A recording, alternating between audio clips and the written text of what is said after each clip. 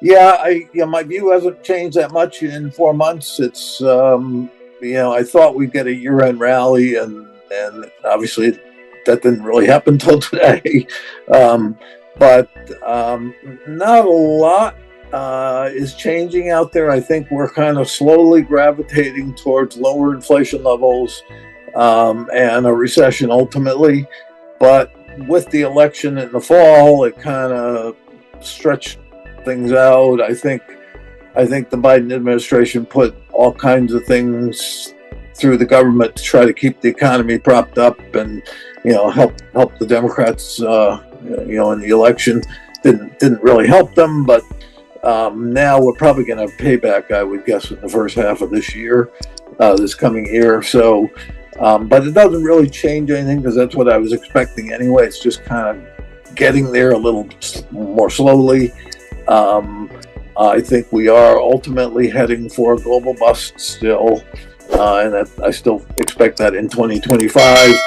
I've said recently, I think what we're seeing in China, particularly with what you've seen in their interest rates and, basically in deflation now, I think they're the leading edge of this global bust.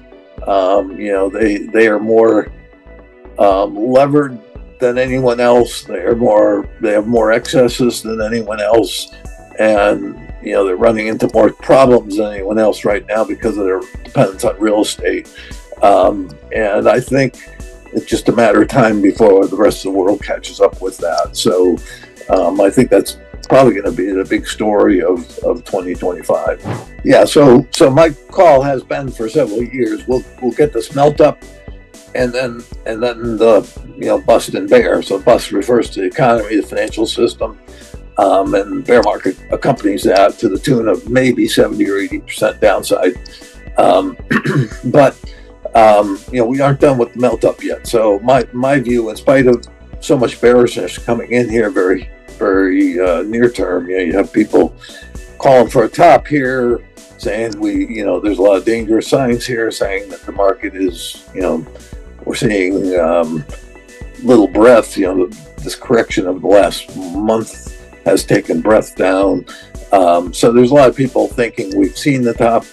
I don't believe that at all. I think everything I look at in my work says there's one last parabolic melt up into a top. So I think could be a first quarter thing, could stretch into the second quarter, but I think the next 3 or 4 months is going to be probably the steepest, biggest rally we've seen to date. So that gets you to, my target is 7,500 on the S&P, 25,000 on the NASDAQ, 55,000 on the Dow, and 3,300 on the Russell. So the Russell from here is basically 50% upside. Dow, the Dow, the S&P, the NASDAQ, it's 25 to 35%. But that's a lot of upside still to go. It'll come in a short period of time, in my opinion, but it'll be a lot of return. And then I think as we move towards the middle of the year, you're going to start realizing that, hey, yeah, this economy's losing a lot of steam.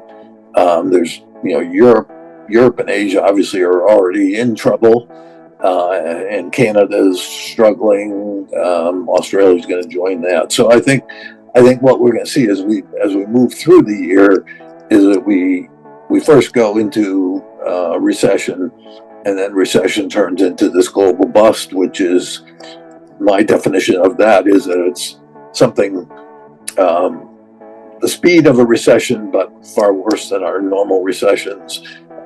Kind of 2008-9 on steroids. As I say, the banking system in this country got some religion because of what happened in 2008.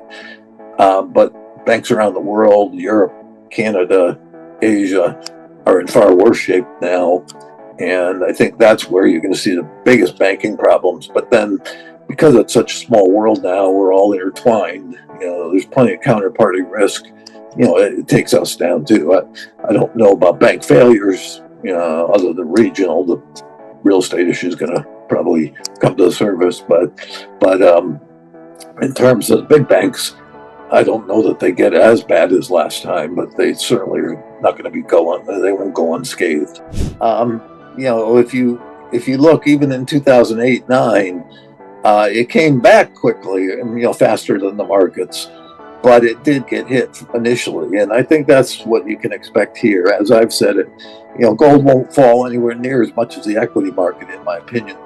Silver could. Silver's got more volatility to it, but gold, you probably see it down less and recover much sooner, because the response to the bust will be massive money, as well as massive fiscal response, government response. But that massive money response means people will probably take that as a signal that we got to get into gold again.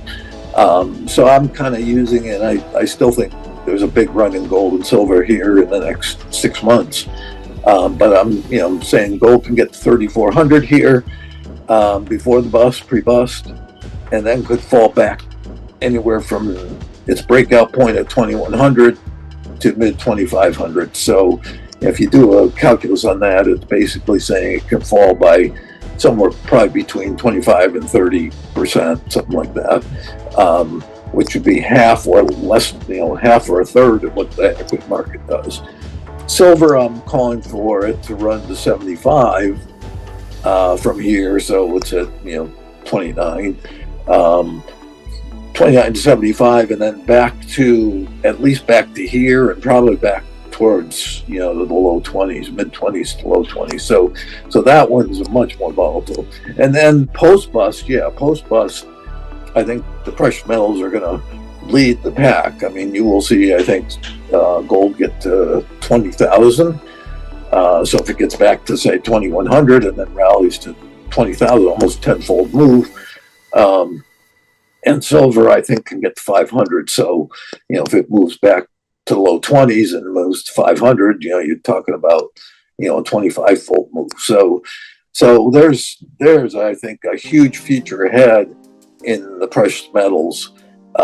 They're, unlike the stock market, where I think the peak this next year, meaning that 7,500, if that's what it turns out to be on the S&P, the peak we see in this cycle is likely to stand for decades.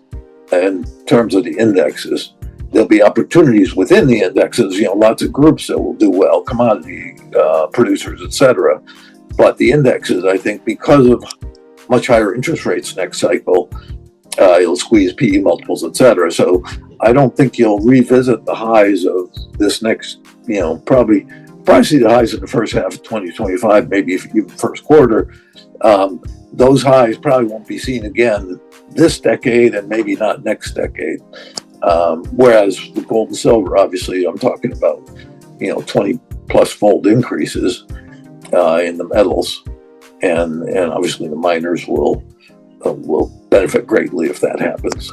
Yeah, I actually disagree. I'm quite optimistic about what Trump is doing. He's coming in with a whole different understanding of Washington than he did back in 2016.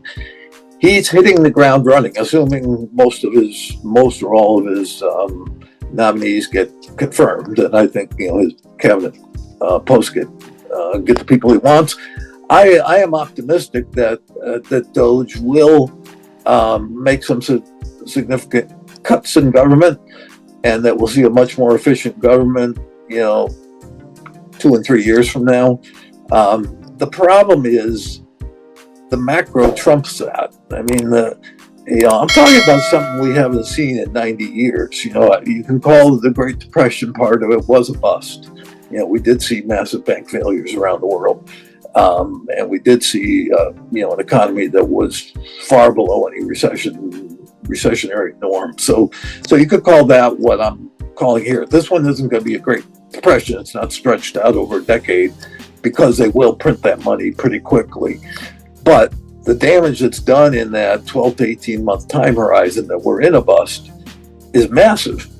And it not only is bigger than anything Trump can offset with, it also really short circuits some of what he, if he were coming in a normal time, if this were even 4 years ago or 8 years ago, and he were doing this, I'd be super optimistic, because it's a very pro-capitalist agenda with, pretty big deregulation, necessary deregulation, drill, baby, drill. So, taking advantage of the resources we have in this great land, and cutting government, trying to reduce government's influence on the economy, which is usually a drag. Doing all of that, I think, 8 years ago would have led to, basically what, people call the roaring 20s. I think you would have seen that.